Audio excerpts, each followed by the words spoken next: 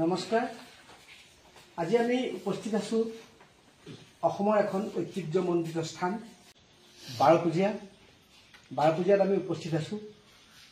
ব্যতিক্ৰমধৰ্মী শিশু অনুষ্ঠান অকণি কবিতা ঘৰে 1994 চনত জন্ম হৈছিলে আৰু তেতিয়াৰ পৰা ৰাজ্যখনৰ বিভিন্ন প্ৰান্তৰ শিশুসকলৰ শাৰীৰিক, মানসিক, বৌদ্ধিক আদি বিকাশৰ লগতে প্ৰাকৃতিক পৰিৱেশ সুৰক্ষিত কৰাৰ কাৰণে বিভিন্ন ধৰণৰ পদক্ষেপ গ্ৰহণ কৰি আছে। তাৰ এটা অংগ হৈছে বনৌষধি গছৰ সৈতে বন্ধু পাতো আহা। আমি এই 2025 বৰ্ষটো আমি প্ৰত্যেক মাহতে এটা অভিযান চলোৱাৰ কথা কৈছিলোঁ। তাৰে জানুৱাৰী মাহত আমি অভিযানটো চলাইছিলোঁ যে বনৌষধি গছৰ সৈতে বন্ধু পাতো আহা। ইয়াৰ উদ্দেশ্য হ'ল যে শিশুসকলক বা জ্যেষ্ঠসকলক বনৌষধি গছৰ সৈতে চিনাকি কৰি দিয়া। বনৌষধি গছ নিজৰ বাৰীতে হওক বা ৰাস্তাৰ কাষতে হওক বা উপযুক্ত স্থানত ৰোপণ কৰা আদি কামবোৰ আমি কৰিছিলোঁ, কৰিবলৈ দিছোঁ, শিশুসকলক উৎসাহিত কৰিছোঁ। ইয়াৰ উদ্দেশ্য হ'ল কথা হ'ল যে এই বনৌষধি গছবোৰ আমাৰ মাজৰ পৰা দিনে দিনে লুপ্ত হৈছে।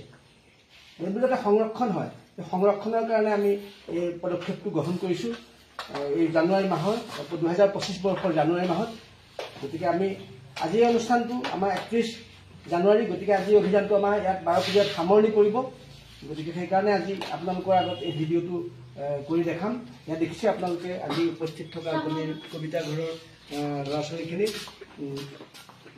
গতিকে আপোনালোকে আমাৰ মাজত উপস্থিত আছে এগৰাকী ছাত্ৰী, তেওঁ এই অভিযানটোৰ বিষয়ে দুআষাৰ ক'ব। নমস্কাৰ, মোৰ নাম শ্ৰী বিশ্বপ্ৰিয়া মেধি। পৰম শ্ৰদ্ধাৰ সমুখ অকণি কবিতা ঘৰৰ ৰহাৰ শিক্ষাগুৰু তথা এই অনুষ্ঠানটোত উপস্থিত থকা বিষয়ববীয়া আৰু মোৰ মৰমৰ দাদা বাইদেউ আৰু ভাইটি ভণ্টিসকল, আজি মই বনৌষধিৰ বিষয়ে কিছু কথা ক'ব ওলাইছোঁ। আমাৰ যেতিয়া বেমাৰ হয় তেতিয়া আমাৰ চাৰিওফালে থকা বনৌষধিৰ গছ পাত ব্যৱহাৰ কৰি আমি ৰোগ নিৰাময় কৰিব পাৰোঁ, যিবোৰ আমাৰ সহজতে পোৱা যায়।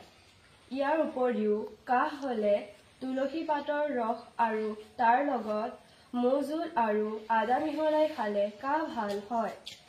কটা চিঙাত নাৰ্জী ফুলৰ পাত লগালে ভাল হয়। কষ্ট পালে বিশল্যকৰণীৰ পাত লগালে ভাল হয়। ঠিক আছে, এয়া বিষ্ণুপ্ৰিয়া মেধি সুন্দৰকৈ কৈছে বনৌষধি গছৰ ওপৰত। আপোনালোকে শুনিছে। আমি এনেধৰণৰ কথাবোৰ ল'ৰা ছোৱালীক শিকাবলৈ চেষ্টা কৰিছোঁ। আমি আন এগৰাকী অকণি প্ৰিয়াংশী মেধি, তেখেতেনো কি কয় এই সম্পৰ্কে আপুনি শুনকচোন। নমস্কাৰ, মোৰ নাম শ্ৰী প্ৰিয়াংশী মেধি। আজি ইয়াত উপস্থিত থকা শ্ৰদ্ধাৰ ছাৰ আৰু মাননীয় সভাপতি মহোদয় আৰু মোৰ মৰমৰ বন্ধু বান্ধৱীসকল, আজি মই বনৌষধি গছৰ ওপৰত দুআষাৰমান ক'বলৈ ওলাইছোঁ। ভুল হ'লে ক্ষমা কৰিব। আমাৰ পৃথিৱীত বহুতো বনৌষধি গছ আছে, যাক আমি ঔষধ হিচাপে ব্যৱহাৰ কৰোঁ। তাৰে কেইজোপামান হৈছে নিম গছ। নিম গছৰ বতাহ আমি ল'লে বহুতো বেমাৰ ভাল হয়, আৰু নিম গছৰ পাত আমি যদি খুন্দি পেলাই খাওঁ, ইয়াৰ পৰা পেটৰ বিষ ভাল হয় আৰু বহুতো বেমাৰ ভাল হয়। দ্বিতীয়তে হৈছে ভেদাইলতা। ভেদাইলতাৰ পাত যদি আমি খাওঁ, তাৰ পৰা আমি পেটৰ বিষ ভাল পাওঁ, লগতে ইয়াৰ পৰা স্মৃতি শক্তিও বাঢ়ে। আচ্ছা, ঠিকে আছে। তুমি এই কথাবিলাক যে আজি ক'বলৈ তুমি এই অনুষ্ঠানটোত কৈছা, এইবিলাক ক'ৰ পৰা তুমি প্ৰেৰণা পাইছা? মোৰ মাৰ পৰা। ঠিক আছে। অকণি কবিতা ঘৰৰ এই ক্ষেত্ৰত কিবা উদ্যোগ লৈছে নেকি? ইয়াৰ পৰা মই বহুতো শিকিছোঁ কথা, যে হেৰি এই বছৰটো কিবা বনৌষধি গছৰ কথা কৈছে নেকি? কৈছে। ইয়াৰ পৰা আমি বহুতো কথা শিকিছোঁ, যে বনৌষধি গছৰ লগত আমি বন্ধু পাতিব লাগে আৰু আমি ঘৰতে ৰুব লাগে। ইয়াৰ পৰা বহুতো কথা শিকিছোঁ আমি। ঠিক আছে। বিষ্ণুপ্ৰিয়া, তুমি কোৱাচোন, তোমাক অকণি কবিতা ঘৰে বনৌষধি গছৰ ক্ষেত্ৰত তোমালোকক সজাগ আৰু সচেতন হ'বলৈ কিবা শিক্ষা দিছে নেকি? হয়, কৈছে। আমাক সচেতন হ'বলৈ কৈছে আৰু য'তে ত'তে আমি গছ গছনি ৰুব লাগে, কাটিব নালাগে। ঠিক আছে। শুনিছে আপোনালোকে যে বনৌষধি গছৰ সম্পৰ্কে আমি শিশুসকলক উৎসাহিত কৰিবৰ কাৰণে আমি এনেধৰণে কামবোৰ কৰি আছোঁ। আমাৰ মাজতে বাৰপুজীয়া আঞ্চলিক কমিটি, অকণি কবিতা ঘৰ বাৰপুজীয়া আঞ্চলিক কমিটিৰ সভাপতি আছে। সভাপতিয়ে এই সম্পৰ্কত কি কয় আমি দুটামান কথা শুনোৱা হওকচোন। মৰমৰ ছাত্ৰ ছাত্ৰীসকল আৰু বিশেষকৈ ৰহা অকণি কবিতা ঘৰৰ মুখ্য পৰিচালক অৱনী শইকীয়া ছাৰৰ নেতৃত্বত আমি আজি 2 বছৰ এই বাৰপুজীয়া চিত্ৰাংকন বিদ্যালয়খন স্থাপন কৰিছিলোঁ। ইয়াতে তেখেতৰ তত্ত্বাৱধানতে আমি বহুখিনি আমাৰ শিশুসকলক বহুখিনি মানসিক বৌদ্ধিক শাৰীৰিক সাংস্কৃতিক দিশত আগবঢ়াই নিব যথেষ্টখিনি অৰিহণা যোগাইছে তেখেতে আৰু তেখেতক আমি শলাগ লৈছোঁ আৰু বিভিন্ন পৰ্যায়ত বিভিন্ন দিশতে তেখেতে আমাক বহুত দিহা পৰামৰ্শ দি আগবঢ়াই লৈ গৈছে শিশুখিনিৰ সাৰ্বঙ্গীন উন্নয়নৰ ক্ষেত্ৰত আমিও যৎপৰোনাস্তি চেষ্টা চলাই আছোঁ আৰু তেখেতৰ পদক্ষেপক আমি শলাগ লৈছোঁ। ঠিক আছে, ধন্যবাদ জনাইছোঁ। ইয়াৰ পিছত আমি এগৰাকী অভিভাৱিকা কেইবাগৰাকী অভিভাৱিকা আমাৰ মাজত উপস্থিত আছে।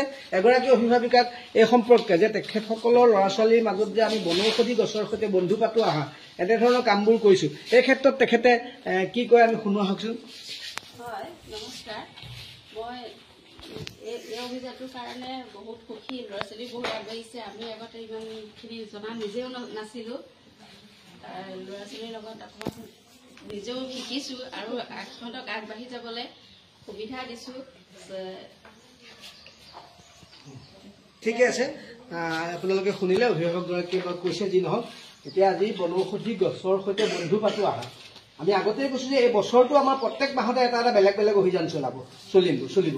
যিহেতু এই জানুৱাৰী মাহটো আমি বনৌষধি গছৰ সৈতে বন্ধু পাতো আহা ল'ৰা ছোৱালীবিলাকক আমি বনৌষধি গছ চিনাকি কৰি দিয়া, বনৌষধি গছ ৰোৱা, বনৌষধি গছ সংৰক্ষণ আদিৰ ক্ষেত্ৰত যে গুৰুত্ব দিব লাগে সেই সম্পৰ্কে আমি সচেতনতা বৃদ্ধি কৰিলোঁ। এই অভিযানটো আমাৰ 2024 চনৰ 5 জুনৰ পৰা চলি আছে আৰু 5 জুনত অন্ত পৰিব। তাৰ মাজতে এই মাহটো আমি বিশেষভাৱে কৰিলোঁ। অহা মাহত আমি আকৌ বেলেগ এটা অভিযান আৰম্ভ কৰিম, সেই সম্পৰ্কে আপোনালোকক জনাম। আজি মই অকণিৰ কবিতা ঘৰ বাৰপূজীয়া আঞ্চলিক সমিতিত উপস্থিত আছিলোঁ। আপোনালোকক এই ভিডিঅ'টোৰ জৰিয়তে সেই সম্পৰ্কে আপোনাক জনাবলৈ পাই সুখী হৈছোঁ। সকলো লোকে সুস্বাস্থ্য আৰু দীৰ্ঘায়ু কামনা কৰি আজি ভিডিঅ'টোৰ কাৰণে সামৰণি মাৰিছোঁ। নমস্কাৰ।